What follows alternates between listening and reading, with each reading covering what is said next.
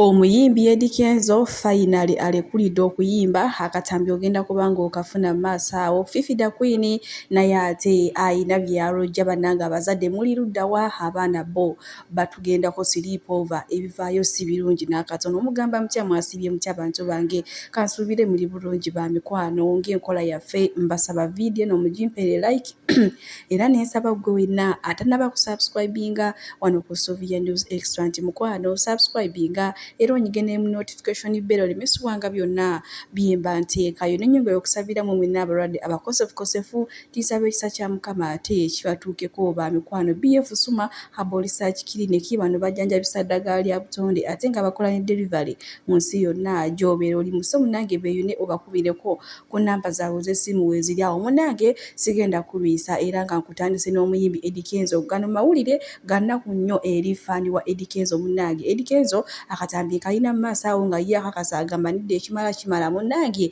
mumwagadde mumulaze omukwano ategedde nti alina omugaso mu nsi naye ke kaseera ate eby'okuyimba abirekulire munnange akwasaganye ate emirimu emirala. Naye olukubagano lwabaddewo awo ku stage nga abafaani bamugamba kati ogenda ffe otulekeraani munnange zigidde empale zayambala sitamina otulekeraani mazima ddala mbutuufu.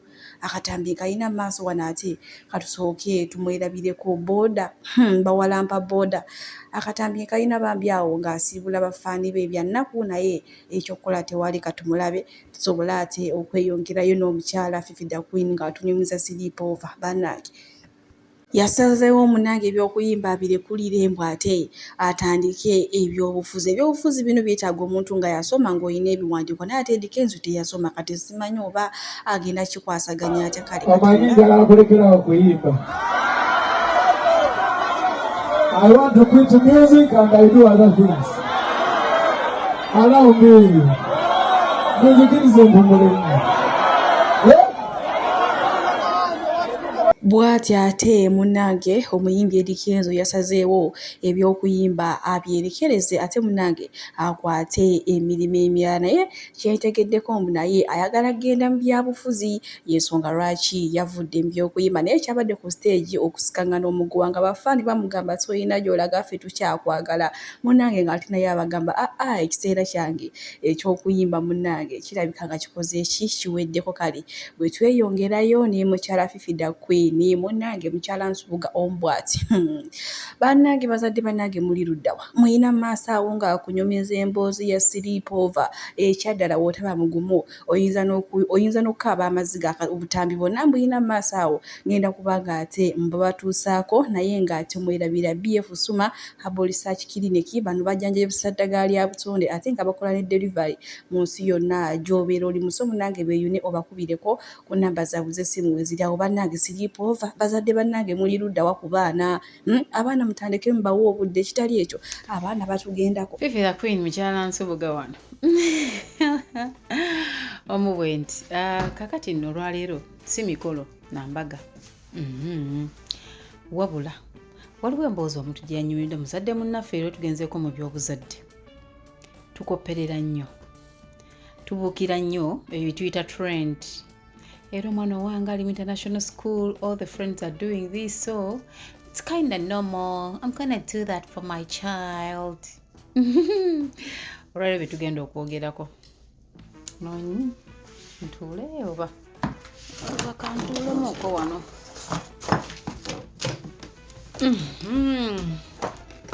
Kati munnange bazadde bannange olwaleero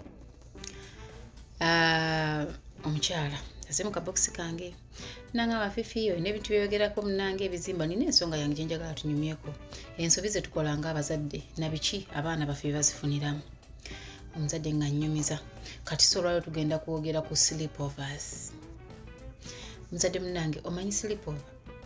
Omanyi amakulu ga sleep over? Do you ever take time to check the background of the family where you send your child for a sleepover? Oh, you're this kind of parent. It's a trend. Mwana wange ali mu international school. Others are doing it. So, naye kakikola afune kyananyumya ku ssomero. Oh, you're this traditional parent like me here who does not believe in my child sleeping over someone is home. Rather, other kids can come and do a sleepover in my home. I am that traditional parent. Forgive my manners. So bambi omukyalo ono yampandikidde message ye. Ngenda kugibasomera, ngenda gibanyumiza mu details. Lunaku lwakya ng'omwana wa mugamba ng'atwala omwana we ku ssomero, kozi byatandikira ku ssomero. Ng'atwala mwana we ku ssomero erimu, bwe yatwala bwe yatwala omwana we ku ssomero, omwana atandika kusoma ng'afuna mikwano. You know, international schools and their culture, the way they do their things, si engeri emu gye tubikola. Kubanga simanyi mwana ali mu UPE. Agendebwa bagambe mu ngenda sleep over mu UPE baba bagiyitaani. I don't even know how we can term it. Kati munnange ng'atwala mwana mu ssomero lya bbeeyi. Ng'omwana we buli ttaama asasula $13,000 eze Uganda. Emboozi eri waka waffe wennyini. Asasula 13 buli semester gy'otwali tugiyise. 13M tekuli bino birala byonna bigattibwako.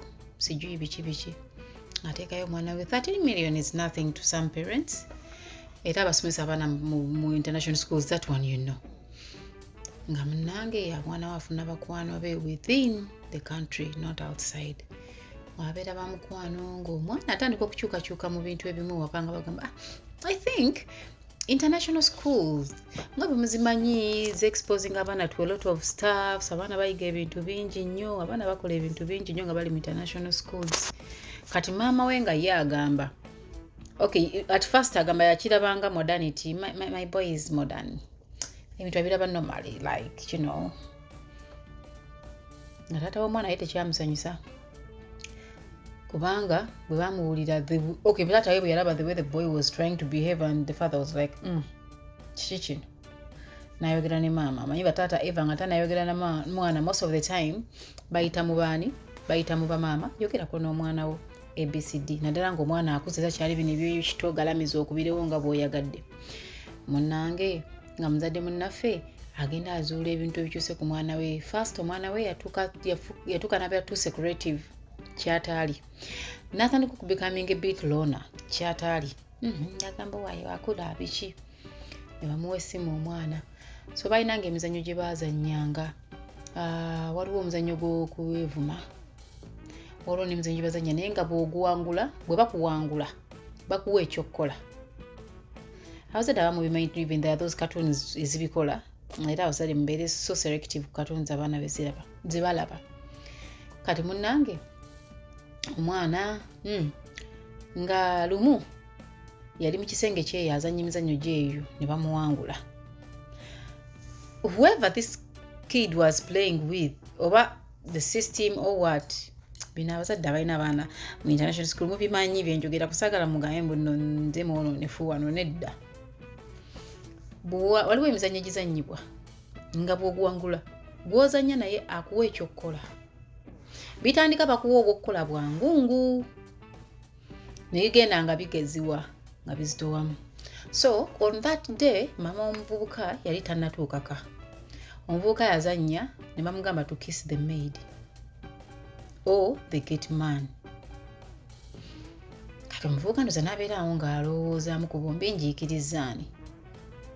Nga bw'omala okukikola you go to another level. Nawe bw'owangula olinga n'oli omuwa task. By the way, there was even a story yaruningako mu mawulire ne ku internet okuba mwabiraba. Abasinga essimu muzikozesa kuvuma kwokka. Waliwo story y'omwana eyatta munne nga bamuwangule bamugamba funa omuntu gw'ofumita ekiso n'afumita muganda we waka. N'amutta. Byaliko ku internet. Abantu abali updated nga mu internet temubeerako okuvuma obuvumi that you know.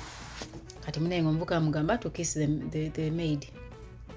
Story yaffe yonna eno etuvuge tutwala ku kigambo kye bayita sleepover. Ndunyumya olugero nga maama w'omwana ono bwe yanyumiriza bwe yampeereza information eno. Kati bino bwe tuba tudde abazadde tuyingiddeyo paakinzeko awo oli ku ssimu, omwana yafulumayo yayita ku maid teyamukisinga n'agenda akisinga sikaali. Maama w'omwana nga ali kabalaza atudde bw'ati ali ku ssimu. So the mother was like, what is happening? Did I see that? Did it happen? Namugamba, no, mommy, it was just a joke. Mama we namugamba, it had better be. Yeah? Tobiddanga, namugamba, mami naawe, it was just a joke. Biki. Mama n'abivaako. Naye ng'omuzadde yasigala muli yeewuunaganya. Era agamba, alina gwe yakinyumizaako naye teyali taata wa mwana. Oyo namugamba, bifujjo lya kivubuka. N'akivaako. angambye nasigala munaye kinnumiriza muli mutima ntandika okumonitaringa omwana ono kati mwana nenkeera n'agenda ku ssomero maama we n'amuyita enkeera banyumyemu yajeyo omwana we ku ssomero ne bagenda kujja bazi ne batuula banyumyenyumyemu namugamba ekintu kyewakoze jjo tekyabadde kirungi kyenyiizizza naye asikaali kyamunyiizizza. You cannot just come out of the blue n'ogwira omuntu and you do what you did. What happened? Namugamba it's just a game. Waliwo ebizanyo byetuzannyanga bagamba genda oyikirizeeyo omuntu bwe bityo naye nga tekyabadde nnyo kyamaanyi bweba nakunyiiziza I'm sorry bla bla bla nti ye. Okay. Nga maama akivaako ng'agamba kantandika okwegendereza omwana ono n'omuwatching over ndabe what is really happening in his life. Afuuse teen wakwegendereza si wakupapira si wakubogolera. Namune maama akwata ku buli ng'agenda ku mulimu. Olunaku era olulala Maidi yona ina byamulooperanga ku mwana ne Maidi yabiroopanga nga atya. Maidi yawandikanga obupapula nga busuula mu nsawo ya maama oba ku listi y'ebintu banamuwaayo bebeetaaga nga yabagamba nga muwandike ebintu byemwetaaga muteekaawo. So afumba yawandika nga asikaali twetaaga ebisala twetaaga bino baani nga bonna bateekaawo kati naye mwe yateekanga.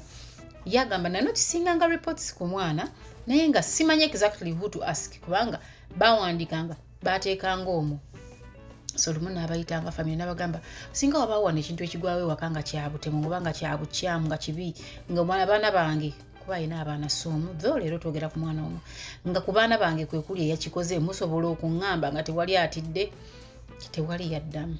N'abagamba bannange ekyabaleesa kunnyambako tukuze abaana bano nti wemba siriwo nga ndi ku mirimu mulaba ensobi muba mulina oziŋŋamba naye ate muba temuŋŋambye. Kati ye maama n'asuggestinga nga ateekewo bakayita batya?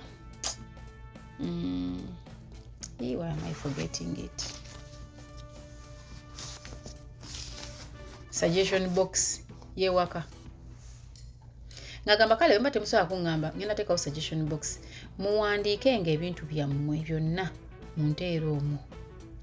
Kati we yakateeka position erimu kamera. Ye kye yali afa kulaba who is giving the information ku mwana gw'aba akwata obulungi asobole omuwa details zaaki z'ebintu bino ku mwana we asobole okumanya wa waatandikira. Munange we yakateeka nga waliwo kamera ayi ng'ajjanga n'ateekamu Maidi naye bwe yateekangamu omwana yajjanga n'abujjamu. Maama n'akiraba kye yakola n'agamba kati akantu kaba kateekewo nga kwokye ka kyuma nga tewali asobola kujjamu information okujjako nze agiggula obuguzi. Era bwe yakikola omwana we lumu yamusaba akasumuzo n'amugamba ngenda kukakebera n'akalala ngenda kukakuwa do you want something from there? N'amugamba yeah I put in something I need to correct it.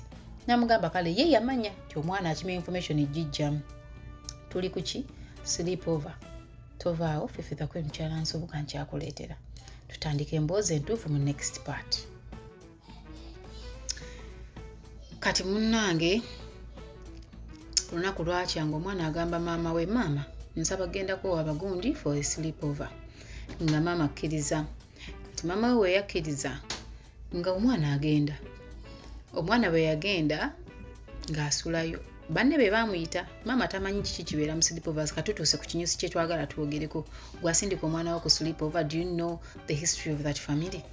Ng'asindika mwana we mbya sleepover biki nga munnange atuuka eri nga lwaki maama w'omwana oli kayita ono ta-introducing mwana ono mu nsonga za kikulu.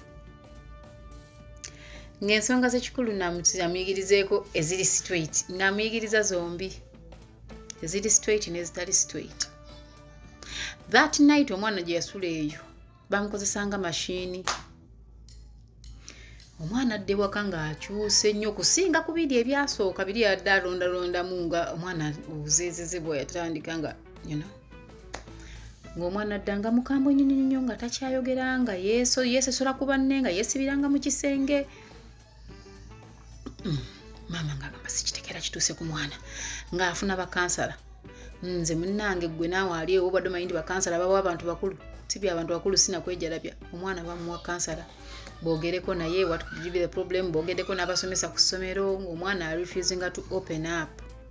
Kati waka wajjawo omwana wayita maama w'abano ssenga mulenzi nga somehow batandika okwogera nono bali mu age bracket yemu ng'amunyumizako what happened to him. Teyasooka munyumiza direct wabula ng'ono ayagala kuba oli gye yava yamugamba kipassing on to someone so that gwe kikuvaako. Kati naye yaleeta that innocent mind ng'ayagala kintroducinga ku ono si ye yakuba enduulu. Bwe yakuba enduulu tebaagamba maama. Omwana yagamba bugamizi yagala kuddaka nga addaka maama bwe yakoma omwana nga njagala kuddayo waka nga agenda teyamanya nsonga ki kwe kyava na buzibu ki. Maidi ono omukyalo omukulu eyatwalanga obubaluwa mu suggestion box maama gye yateekawo ye yawitnessinga ekintu kino naye nga talina bw'agamba maama. Kati munne lumu agamba mukama we njagala gendako waka kulaba ku baana bange biki nga maama mugamba engeri nkya gye lulirwa kukola ngenda kutwalako nja kuleka mu kibuga weeyongereyo. Kumbe maama ye okusinziira ku footage we amulaga buli lwateekamu akapapulo omwana we akajjamu. Ayagala kwogera n'omukyalo ono ng'omukyala munnaye maama amutwalako ng'amubikulira obulumi bw'omwana wange akyuse. Omwana wange n'essomero terikyamutegeera simanya buzibu bwe bwava. Nga maama ono omukyala amugamba munnaye omwana yakyuka. Omwana gwe wasembayo okuleeta awo akuyita ssenga. Mutabani walina bye yali amukako okukola. Omwana n'akuba enduulu nataasa bataasi. Nyenze ng'omuntu omukulu ne saagala kugamba nga manyi oyinza okitwala obubi nti ndonkoma mwana. Twogera ku masomero emize n'ebice ebiri mu masomero abaana gye bajja n'egye babayita for a sleepover. Kati munnaye maama ng'abimanya ng'agakaabamuuko awo afunye bayogedde nabo banaddiini bakwano be ng'oli amugamba nga tonnainvolvinga muntu mulala yenna tuuza omwana be open up mutandikire awo. Maama ng'akwata mutabani we nga bagenda mu kafo akamu nga batuula. Ng'amugamba ensonga eno neeno ngimanyi naye tugyogereko what really happened. Wabaaki lwaki wakyuka nnyo? Omwana kwe kunyumiza maama we ekyamutuukako ku sleepover. Era yavaayo nga bamukanze mbu watakola kye bamugambye spirits zigenda mu huntinga. Era alina okupassinga on the action eyamutuukirako mu maka g'abali. So that guiltiness n'obulumi kimuvaako kidde ku muntu omulala. Ng'omwana anyumiza maama we gye nagenda for a sleepover. Maama w'oyo omwana yakola kino ne kino ne kino n'akola kiri ne kiri. Maama ng'agamba mwana we ngenda kuyambako okuwona, ngenda kuyambako ku revenge. Please trust me. We need to go to the hospital tukakase nti oli mulamu. Ng'omwana bamutwala mu ddwaliro nga bamukebera mwana wa bulenzi nno. Leero tuli ku mwana wa bulenzi. Nga bamukebera nga talina siriimu. Nga babagamba tujja kuddamu tumukebera after 3 months. Ng'omwana bamukebera emabega nga kituufu yakozesebwa. So ekyatuukawo taata Baba is here calling. Baba, I am doing my video. Can you close the door? You close and you also go. Take this man away. Go. Baba, let's go. Bye. Close the door. Hurry up. I'm gonna beat someone. Let's go. Kati munange mama w'oli omwana. Sorry. I'm being a parent here. Mama w'ono omwana oli gye yasula ne taata w'oli omwana ndowooza bali ba agent b'ebintu ebimu bye mutegedde. Munnange nga lwaki tebayigiriza mwana ebiri straight n'ebitali straight. Yeri night mama gyanyumyako omwana we gye yadda nga yeebikka aswala yeekweka yeekuuta okufa obufi nga yeegogga nga bagamba omwana badde gyemutwala mutwe abasawo ne bagamba talina kimuluma. So tewali bwongo bwa muntu bwagamba tumukebereko beyond this kuba mu butuufu baali tebamanyi what happened. Nga ye maama alowooza oba omwana gye yagenze yalidde ebitategeerekeka oba okitegeera nti singa oba teyalidde nga bo kibalowooza nti oba alina kintu kyalidde nga rejectingako. Ng'omwana abuulira maama we kyamutuukako maama ng'akaaba maama ng'agakomayo ng'anoonya revenge ez'ettima zonna z'akola mpambe baana nange nfuneyo abaana bayiikirize ababe bano abantu mbakolere ki.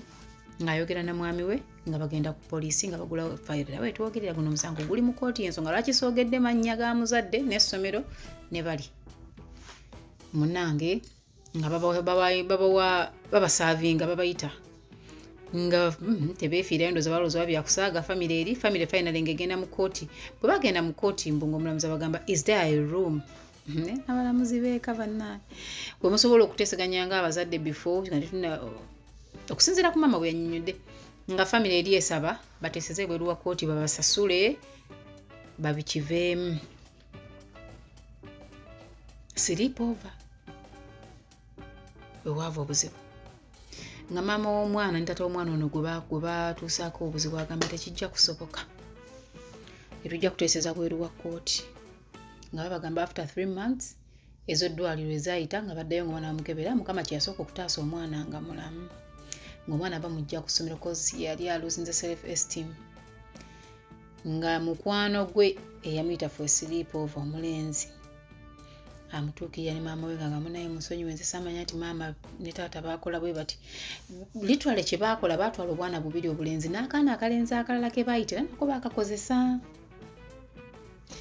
naye omwana agamba balina bye baabawa nga banywa juice other people slept bo ababiri tebaatuuka ku pointi y'abali bali abeebaka ennyo beebeewaka so these people cried for help nga tewali ayamba so omukyala anyumiriza n'angamba Fifi buuliza bazadde bannaffe mwali mututeko obuvunaanyizibwa okumanya abaana bamwe gye bagenda for a sleep over do you know what really happens during those sleep overs oba nammwe mulinga ye nti omwana kasita agamba ng'amuleka because ali international school you know ng'amuleka ng'agenda omwana we naguno guliko self esteem ekyali wansi ekyaganidde ddala okudda era bali mu kkooti omusango ng'onyumizaako ngujabula kuba naye yaŋŋambye tugujabule guli mu kkooti ambuulira abalamuzi abagulimu era njala okutwala omukisa gwange guno okutegeeza abalamuzi omusango guli mu kkooti y'e Kampala kibuga Kampala Sebo ow'ekitiibwa omulamuzi ali mu musango guno gwazze ku kkooti y'abantu tulinze information yo baagituwadde buli kimu baakimpadde ebipapula byonna tulinze muguvuye ffe tuguteeke ku social media tutandikire awo famire y'omwana ekola obuvuye eyo nayo baagituwadde nze baabimpadde era nninda mukyala singa ngamba go ahead tusooke tubasesebbule n'essomero tulisesebbuliremu ffe tetwagala kumanya twabagambye kino ekibiina ekyatandise tuli bakambwe nnyo kikwatagana ku baana so bazadde bannange for sleep overs yes muziwa abaana bamwe ab'obuwala n'ab'obulenzi mwali mututeko ku budde okutunulako mu bukyala bw'abaana bamwe nga bavuddeeyo mu sleep overs zaabwe mwali mututeko ku malwaliro ne babakebera okakasa nti bakyali balamu abaana ab'obulenzi mubakebere sayidi zonna kubanga bano betuliko tebakyali ku kintu kimu ebyo mbyogedde ng'omuzadde ebigambo mbireese makalu muleme gamba nti tetwategeera sleep overs abaana babatamiiza abaana babadruginga abaana babakozesa ebintu abaana babatwala mu cultism ne basinza ebizimu bya families gye baba bagenza okusleepinga over nga tonnakkiriza mwana wo okgenda ku sleep over think ng'omuzadde bwe si kimukkiriza afa nti nedda nti weebakiika otherwise ogenda kukungula ebizibu byotamanyina gye byava ng'oli awo owoza omwana muwe nze musawo Namaganda Sylvia era nga ndi musawo omutendeke ate era nga nkola n'ekitongole kye bayita Bright Future Superior Unique Manufacturers of ebirungi kikola eddagala erya habo nga lirya 100% natural alina osteoporosis alina rheumatoid arthritis alina ebirwadde biri mutawaana bya joints omugongo afunye accident bannange byose byenjawulo kaddio kitegeeza omutima fasitula kitegeeza era olina omuntu takyajjukira ebijjavudde olusi yeerabirayo alina alzheimer's memory loss olina omwana takola bulungi mu kilaasi bannange omuliza akyankalana eddagala likola bulungi ku baana tulina mu katinga kano kebayita prostate relax kano akadagala kayamba abaana okutangira prostate cancer kabayamba alina prostate enlargement bana olina kansa atandikiriza ali mu stage esookuba ey'okubiri mugambe oba sisitawo oba bratawo oba mukwano mugambe ajja kusa akadagala kafekano tagenda kuddamu kulowooza ku ebirwadde enkwaso ze tezimala kamuyamba okuyigiriza enkwaso ze nokuzaawo bannange tuna expowerman wabanga alina enkwaso ze tezimala kano kayamba okuyigiriza enkwaso ze afuna premature ejaculation baba tuse mu kisaawa amala mangu kano kandida oba any harmful bacterias